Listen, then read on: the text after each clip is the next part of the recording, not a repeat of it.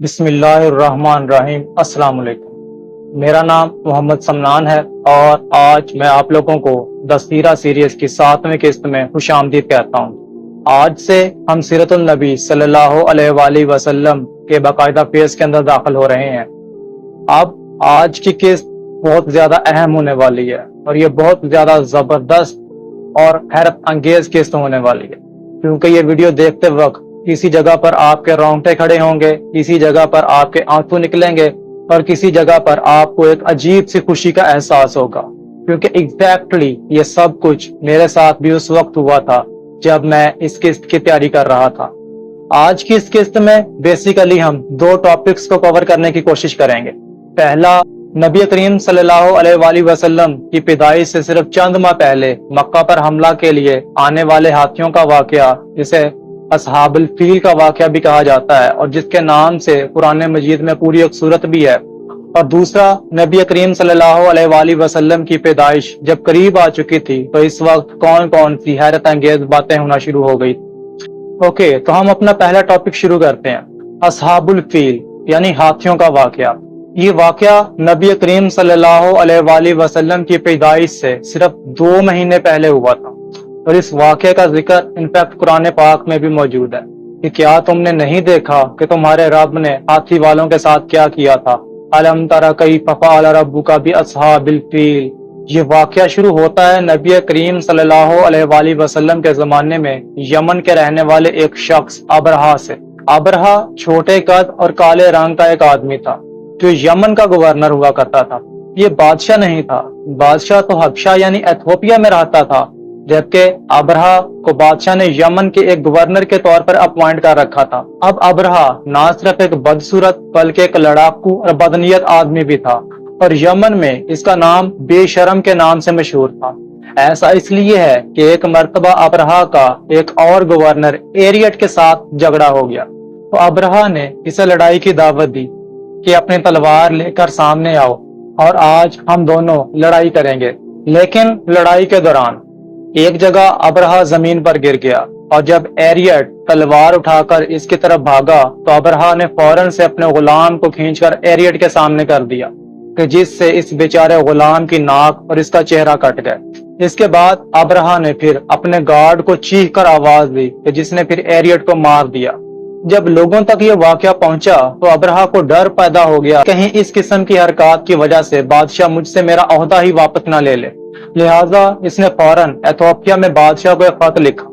کہ ایریٹ تو دراصل آپ سے لڑائی کرنا چاہ رہا تھا، میں تو صرف اسے روکنے کے لیے گیا تھا۔ اور پھر اس خط میں ابرہا نے یمن اور سوڈان دونوں علاقوں کی مٹی ڈال کر بادشاہ کو بھجوائی، کہ جس کا سمبولک مطلب یہ ہوا کہ ہم تو آپ کے قدموں کی خاک ہیں۔ اور پھر اس چاپلوسی کی وجہ سے بادشاہ نے پھر سے ابرہا کو معاف کر دیا۔ اب ابرہا مذہبی طور پر ایک کرسچین تھا، حبشہ یعنی ایتھوپین چرچ کا ماننے والا تھا، اور ایتھوپین چرچ آپ کو پتہ ہی ہے کہ کرسچینٹی کا سب سے پرانا فرقہ ہے۔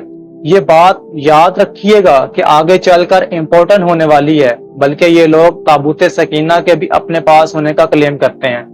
بہرحال ابرہا کو پتا چلا کہ سال کے کسی خاص وقت میں، کہ جسے حج کا موسم کہا جاتا ہے، یمن سمیت کئی علاقوں سے لوگ مکہ کی طرف جانا شروع ہو جاتے ہیں۔ تو اس کے دل میں ایک تجسس پیدا ہوا اور اس نے اپنے چیف ایڈوائزر سے پوچھا کہ یہ لوگ کہاں جا رہے ہیں۔ ایڈوائزر نے جواب دیا کہ مکہ میں کعبہ نام کی ایک جگہ ہے، یہ لوگ وہاں جاتے ہیں۔ ابرہا نے پوچھا کہ کعبہ کس چیز کا بنا ہوا ہے، تو ایڈوائزر نے بتایا کہ درمیانے سائز کے پتھروں کا۔ ابرہا نے پوچھا کہ کیا اس پر کوئی بہت مہنگا کپڑا ڈالا ہوا ہے؟ ایڈوائزر نے بتایا کہ نہیں، کعبہ کو کوئی بہت قیمتی لباس تو نہیں پہنایا جاتا، ہاں البتہ جیسی یہ ہماری دھاری دار چادر ہوتی ہے ویسا ہی کعبہ کے اوپر ایک غلاف چڑھایا ہوا ہوتا ہے۔ ابرہا نے کہا اچھا، اگر ایسی باتیں ہیں تو پھر میں کعبے سے کئی گنا بہتر جگہ بنا سکتا ہوں۔ اور تب ابرہا نے یمن کے ایک شہر صنعاء میں ایک بڑا سا گھر بنوایا کہ جس میں 4 رنگوں کے پتھر لگے ہوئے تھے، ریڈ، یلو، بلیک اور وائٹ، اور ان پتھروں کو سونے اور چاندی کے پتھروں کے ساتھ سجایا ہوا تھا، یعنی کہ اس گھر کی دیواروں پر گولڈ اور سلور کا پلیٹڈ کام کیا ہوا تھا، جبکہ بڑے دروازے کے بالکل اوپر ایک بڑا سا سرخ رنگ کا یاقوت رکھا ہوا تھا۔ اور اس گھر میں اس قدر خوشبو تھی اور اس قدر چراغ جلائے جاتے تھے کہ اس کی دیواریں آہستہ آہستہ کالی ہونا شروع ہو گئیں۔ بہرحال اس گھر کے متعلق ابرہہ نے اعلان کیا کہ آج کے بعد کوئی مکہ نہیں جائے گا، بلکہ تمام طواف میرے اس گھر کے گرد ہوگا۔ اور واقعی کئی سال تک یمن کے کچھ قبیلے پھر اس گھر کے گرد طواف کرتے رہے تھے، لیکن پھر ایک وقت ایسا آیا کہ عرب قبیلے بنو کنانا کا ایک آدمی نوفیل خشمی کو ابرہہ کی حرکت برداشت نہیں ہوئی۔ وہ دل ہی دل میں اس پر بہت کرتا تھا کہ یہ ہمارے کعبے کی کیا ممکری کر رہا ہے اور کیا توہین کر رہا ہے ہمارے کعبہ کی، اور اس نے فیصلہ کیا کہ ایک دن میں بھی ابرہہ کے اس گھر کو پامال کر کے رہوں گا۔ تو ایک رات نوفیل اس گھر میں داخل ہوا، وہاں بہت ساری گندگی پھیلا دی اور خاموشی کے ساتھ واپس چلا گیا۔ جب اگلے دن ابرہہ کو اس بات کی رپورٹ کی گئی تو ابرہہ بڑا غصہ ہوا اور کہنے لگا کہ ہو نہ ہو یہ یقیناً کسی عرب آدمی کا ہی کیا دھرا ہوگا، اور میں قسم کھاتا ہوں کہ میں بھی ان کے کعبے کا ایک ایک پتھر توڑ کر لاؤں گا۔ اب جیسا کہ میں نے آپ کو بتایا کہ ابرہہ بادشاہ نہیں تھا، بلکہ بادشاہ خود ایتھوپیا میں رہتا تھا، لہذا ابرہہ نے بادشاہ کو خط لکھا کہ وہ اپنا سب سے بڑا ہاتھی یمن بھیج دے۔ ہاتھیوں میں دو بڑی قسمیں ہوتی ہیں، انڈین ایلیفینٹس اور افریقن ایلیفینٹس، اور افریقن ایلیفینٹس وزن میں 10-10 ہزار کلو اور ہائٹ میں 14-14 فٹ سے بھی زیادہ اونچے ہو سکتے ہیں، بلکہ بعض اوقات تو افریقن ایلیفینٹس ایسے ہوتے ہیں کہ اسے دیکھ کر دل ہی دہل جاتا ہے۔ بہرحال بادشاہ نے جو ہاتھی ابرہہ کے لیے یمن بھیجا تھا اس کا نام محمود تھا، اور کہتے ہیں کہ اس وقت وہ جنگل کا سب سے بڑا ہاتھی تھا۔ اب محمود کو ملا کر ان لوگوں نے 9 یا 13 ہاتھی اور بھی شامل کر لیے تھے، 60,000 لڑاکے آدمی لیے اور مکہ کی طرف مارچ شروع کر دی، ایسے کہ ابرہہ خود سب سے بڑے ہاتھی محمود کے اوپر بیٹھا ہوا تھا۔ جب یہ لوگ مکہ کے قریب پہنچے تو انہوں نے دیکھا کہ مکہ والوں کے اونٹ اور جانور بھی وہاں چر رہے ہیں، اور ابرہہ نے حکم دیا کہ ان لوگوں کے جانوروں کو بھی پکڑ لو۔ اب ان جانوروں میں حضرت عبد المطلب یعنی نبی کریم صلی اللہ علیہ وآلہ وسلم کے دادا کے اونٹ بھی تھے، اور جب عبد المطلب کو پتا چلا کہ ابرہہ نے ان کے اونٹ بھی پکڑ لیے ہیں تو انہوں نے کسی طرح سے ابرہہ تک ایک پیغام بھجوایا کہ میں آپ سے ملنا چاہتا ہوں۔ مزے کی بات دیکھیے کہ یہ پیغام اس نوفیل نے ہی ڈیلیور کیا تھا کہ جس نے ابرہہ کے بنائے ہوئے گھر میں گندگی پھیلائی تھی۔ بہرحال نوفیل نے ابرہہ کو بتایا کہ اس شہر کے سب سے بڑے سردار عبد المطلب ہیں، لوگوں میں ان کا بڑا اثر و رسوخ ہے، لوگوں میں گھوڑے تقسیم کرتے ہیں، انہیں تحفے دیتے ہیں، انہیں کھانا کھلاتے ہیں، اور اب وہ آپ سے ملنا چاہتے ہیں۔ ابرہہ نے انہیں بلوا لیا اور پوچھا کہ کیا ہوا عبد المطلب، آپ مجھ سے کیوں ملنا چاہتے تھے؟ تو عبد المطلب نے کہا کہ میں صرف اتنا چاہتا ہوں آپ مجھے میرے اونٹ واپس کر دیں۔ اس بات پر ابرہہ تھوڑا حیران تو ہوا اور طنزیہ انداز میں پوچھا کہ عبد المطلب، مجھے تو بتایا گیا تھا کہ آپ یہاں کے سردار ہیں، بہت بزرگی والے ہیں، اور مجھے لگا تھا کہ آپ مجھ سے ریکویسٹ کرنے آئے ہیں کہ میں آپ کے کعبہ کے اوپر حملہ نہ کروں، لیکن میرے خیال سے مجھے غلط بتایا گیا تھا۔ آپ کو تو صرف اپنے اونٹوں سے پیار ہے اور کسی چیز کی فکر ہی نہیں ہے۔ تو عبد المطلب بولے کہ میں تو بس اپنے اونٹوں کا مالک ہوں، جبکہ اس گھر کا مالک اپنے گھر کی حفاظت کرنا بخوبی جانتا ہے، لہٰذا آپ مجھے بس میرے اونٹ واپس کر دیں، ہاں کعبہ کے ساتھ پھر آپ جو چاہیں کر گزریے گا۔ یہ سن کر پہلے تو ابرہہ ہنسا، پھر کچھ سوچا اور پھر بولا کہ انہیں ان کے اونٹ واپس کر دیا جائیں، اور اپنے اونٹوں کو لے کر پھر عبد المطلب واپس مکہ آ گئے۔ ایسا نہیں تھا کہ عبد المطلب نے اونٹوں کے لالچ میں ایسا کیا تھا، نہیں، بلکہ واپس آ کر انہوں نے ان تمام اونٹوں کے پیروں پر نشان لگوا دیے تھے اور انہیں قربانی کے لیے وقف کر دیا تھا۔ اس کے بعد پھر عبد المطلب اور ان کے ساتھ کچھ بڑے سردار یہ لوگ ہیرا کے پہاڑ پر چڑھ گئے اور دعا کی کہ اے اللہ، انسان تو صرف اپنے سامان کی حفاظت کرتا ہے، اس گھر کی حفاظت تو خود کر۔ اور اگلی صبح ابرہہ نے اپنے ہاتھیوں کے ساتھ مکہ کی طرف ایک بار پھر سے مارچ شروع کر دی، لیکن شام کے وقت کہ جب یہ لوگ مکہ کے قریب پہنچ چکے تھے تو ابرہہ کے ہاتھی زمین پر بیٹھ گئے۔ محاوتوں یعنی ہاتھیوں کے کنٹرولر، ان کے کیئر ٹیکر نے ہاتھیوں کو نیزے چبھوئے، انہیں مارا، شراب تک پلائی، لیکن وہ ہاتھی اپنی جگہ سے ٹس سے مس نہیں ہو رہے تھے۔ اگرچہ شام کا وقت ہو چکا تھا لیکن آسمان پر ابھی بھی ہلکی ہلکی روشنی باقی تھی، اور ان لوگوں نے دیکھا کہ سمندر کی طرف سے آسمان اچانک کالا ہونا شروع ہو گیا، اور اسے دیکھ کر یہ لوگ تھوڑا سا پریشان ہو گئے، لیکن سٹل ہاتھیوں کو اٹھانے کی کوششیں جاری رکھی، لیکن آسمان کی کالک تھی کہ بڑھتی ہی چلی جا رہی تھی، اور چند ہی منٹوں کے اندر پتا چلا کہ یہ کالک کسی چیز کی تھی۔ لاکھوں کی تعداد میں چھوٹے چھوٹے پرندے تیزی سے اڑتے ہوئے چلے آ رہے تھے، جن میں سے ہر ایک کے پاس 3 پتھر تھے، 2 پتھر پنجوں میں، 1 پتھر چونچ میں، اور یہ پتھر ایک تو ریڈ کلر کے تھے اور دوسرے سائز میں چنے کے برابر تھے، اور جس کسی کو بھی یہ پتھر لگتے اس کے جسم سے آر پار ہو جاتے تھے۔ حالانکہ یہ پتھر کوئی بہت اونچائی سے تو نہیں آ رہے تھے، بلکہ یہ پرندے تو اتنے نیچے اڑ رہے تھے کہ لوگ بتاتے ہیں کہ اگر ہم چاہتے تو ہاتھ بڑھا کر ہم انہیں پکڑ بھی سکتے تھے، لیکن اس اچانک بھکلا دینے والے حملے سے پریشان ہو کر لوگوں میں بھگدڑ مچ گئی، اور وہ لوگ پرندوں سے بچنے کے لیے ایک دوسرے کو کچلتے ہوئے ادھر ادھر بھاگنے لگ گئے۔ لیکن جس کسی کو بھی وہ پتھر لگتے وہ وہیں اس کے جسم کے ٹکڑے ٹکڑے ہو جاتے تھے۔ جبکہ ابرہا تو لوگوں نے دیکھا کہ وہ واپس یمن کی طرف بھاگ رہا ہے، اور جیسے جیسے وہ بھاگ رہا ہے ویسے ویسے اس کے جسم سے ٹکڑے گرتے چلے جا رہے ہیں۔ جبکہ لوگوں نے یہ بھی دیکھا کہ آخر میں ابرہا کا دل بھی باہر نکل کر زمین پر گر پڑا تھا۔ اس حیرت انگیز حملے سے پریشان ہو کر ایون کہ مکہ کے اپنے باسی بھی خوف سے پہاڑوں اور گھاٹیوں میں جا چھپے تھے، اور اصحاب الفیل والا واقعہ نبی کریم صلی اللہ علیہ وآلہ وسلم کی پیدائش سے صرف 2 ماہ پہلے پیش آیا تھا۔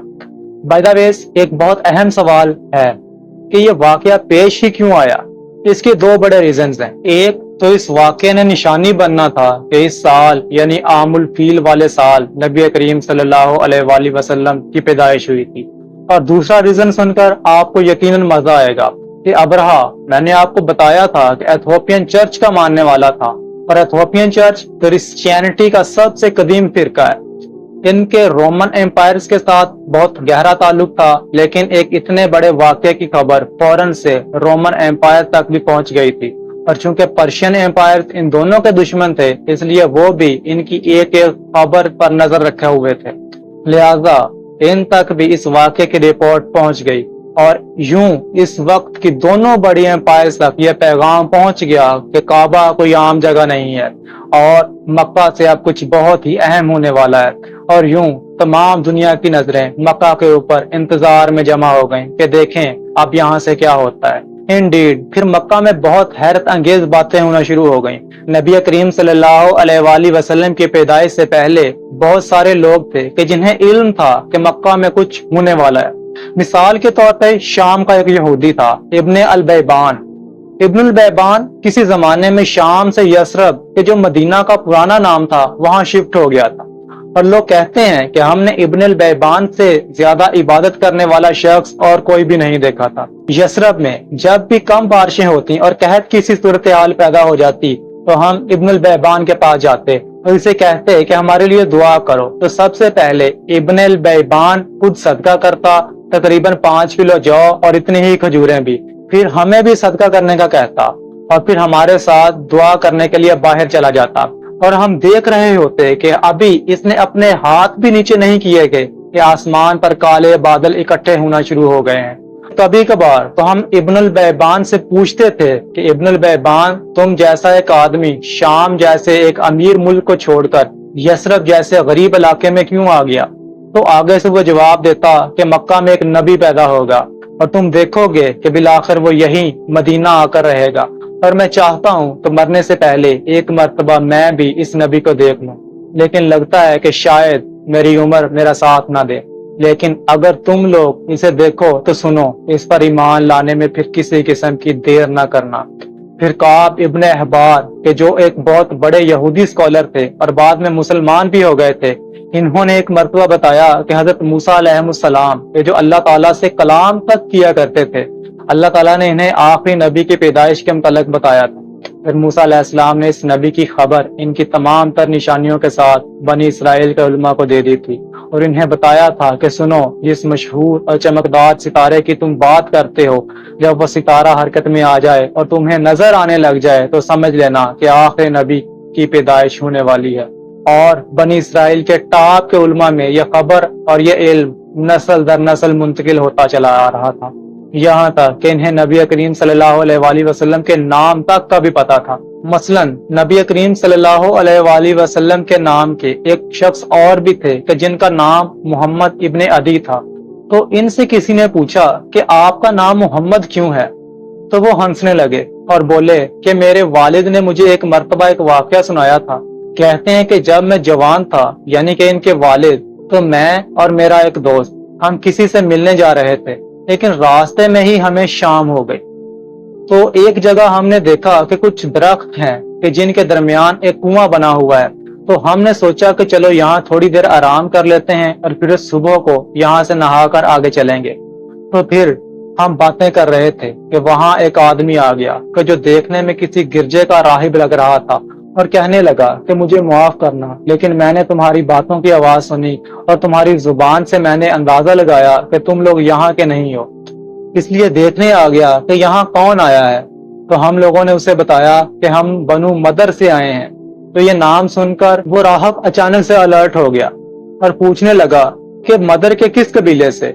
हमने उसे बताया कि खंदक से। तो वो खामोश हो गया और फिर कहने लगा कि अन करीब तुम लोगों में से एक नबी आएगा और अगर तुम इसे देखो तो उसकी गुलामी करना कामयाब हो जाओगे। तो हमने उनसे पूछा कि क्या आप हमें इस नबी का नाम बता सकते हैं? तो इसने कहा मोहम्मद। अगली सुबह हम लोग अपने सफर पर आगे चले गए, लेकिन जब हम वापस मक्का पहुंचे तो इस साल जिसके घर में भी बेटा पैदा हुआ, इस साल उसने अपने बेटे का नाम मोहम्मद रख लिया और इसीलिए मेरा नाम भी मोहम्मद हो गया। मदीना मुनव्वरा में याहिया बिन अब्दुर्रहमान नाम के एक आदमी थे। वो कहते हैं कि मदीना में कुछ लोग अचानक से मेरे सामने से भागते हुए गुजरे और वो इतनी तेजी से भाग रहे थे कि मैं परेशान हो गया, लेकिन सबसे आखिरी बंदे को मैंने पहचान लिया। वो हसन इब्ने साबित थे और भागते भागते कह रहे थे कि आज मक्का में जो बच्चा पैदा होगा एक दिन मैं इसका गुलाम बनूंगा। और हसन बिन साबित के ऐसा कहने की एक वजह थी भी कि जो उन्होंने अपनी वफात से तकरीबन 1 महीना पहले बताई थी। हसन कहते हैं कि मैं 7 या 8 साल का एक बच्चा था, लेकिन इतना समझदार जरूर था कि बातों को समझ लिया करता था। और एक दिन सुबह सुबह सहरी के वक्त कि जब मैं अपने घर की छत पर बैठा हुआ था, तो अचानक मैंने मदीने के किले पर से एक ऊंची आवाज सुनी। पहले पहल तो मुझे लगा कि शायद कोई हादसा हो गया है, लेकिन फिर अचानक अंदाजा हुआ कि नहीं, हादसा नहीं हुआ, बल्कि कुछ लोग आपस में जैसे कि बातें कर रहे हैं। फिर कुछ देर के लिए खामोशी हो गई, लेकिन चंद ही लम्हों बाद मैंने देखा कि किले की छत पर कुछ यहूदी खड़े आसमान की तरफ देख रहे हैं और आपस में तेज तेज सरगोशियों के साथ एक दूसरे से बातें कर रहे हैं। हसन कहते हैं कि मैंने बहुत गौर से इनकी बातें सुनी तो पता चला कि इनमें से एक यहूदी हाथ में मशअल लिए आसमान की तरफ देखकर कह रहा है कि आज वो सितारा तुलू हो गया है कि जिसने एक नबी के पैदा होने पर निकलना था और अहमद के अलावा अब कोई और नबी नहीं हो सकता। हसन कहते हैं कि इस दिन से मैं तारीखों का हिसाब लगाने लग गया, यहाँ तक कि नबी करीम सल्लल्लाहु अलैहि वसल्लम मदीना आ गए। फिर यहूदियों ही का एक और कबीला था कि जहाँ नबी करीम सल्लल्लाहु अलैहि वसल्लम की पैदाइश से बिल्कुल करीब करीब एक यहूदी आलिम ने अपने दोस्तों में बैठकर कहा कि मैं देख रहा हूँ कि मक्का में अहमद नाम का एक नबी पैदा होने वाला है। तो स्कॉलर का दोस्त जरा गुस्से से बोला कि ये किस किस्म का मजाक कर रहे हो? तो इसने जवाब दिया कि मैं मजाक नहीं कर रहा, बल्कि मैं तुम्हें इसकी निशानियां भी बता सकता हूँ। और फिर उसने वो तमाम निशानियां बता दी कि जो आगे चलकर नबी करीम सल्लल्लाहु अलैहि वसल्लम में नजर आनी थी। तो जो लोग वहां पे बैठे हुए थे वो कहने लगे कि हैरत है, कल से मदीना के तमाम यहूदी इस नबी की पैदाइश की बातें कर रहे हैं। इनमें जुबैर नाम का एक बहुत बड़ा आलिम है और कल से वो कहे चला जा रहा है कि आसमान में एक सुर्ख सितारा नमूदार हुआ है और ये हमेशा तब नजर आता है कि जब कहीं किसी नबी ने पैदा होना होता है। इन वाकयात के अलावा अब्दुल मुत्तलिब ने खुद भी एक रात एक बहुत ही हैरत अंगेज ख्वाब देखा था। यह वाकया हमें अबू तालिब से पता चलता है। बताते हैं कि एक मर्तबा हमारे वालिद अब्दुल मुत्तलिब ने कि जब वो काबा में सोए हुए थे एक ख्वाब देखा और ये इस कदर वहशतनाक ख्वाब था कि अब्दुल मुत्तलिब जाग गए और अगली सुबह कुरैश की एक काहिना के पास गए। बताते हैं कि जब मैं काहिना के पास गया तो मेरे बाल बिखर कर कंधों तक आए हुए थे और मैंने कंबल लपेटा हुआ था और काहिना ने मुझे देखते ही अंदाजा लगा लिया कि समथिंग इज रॉन्ग, कुछ तो गलत है।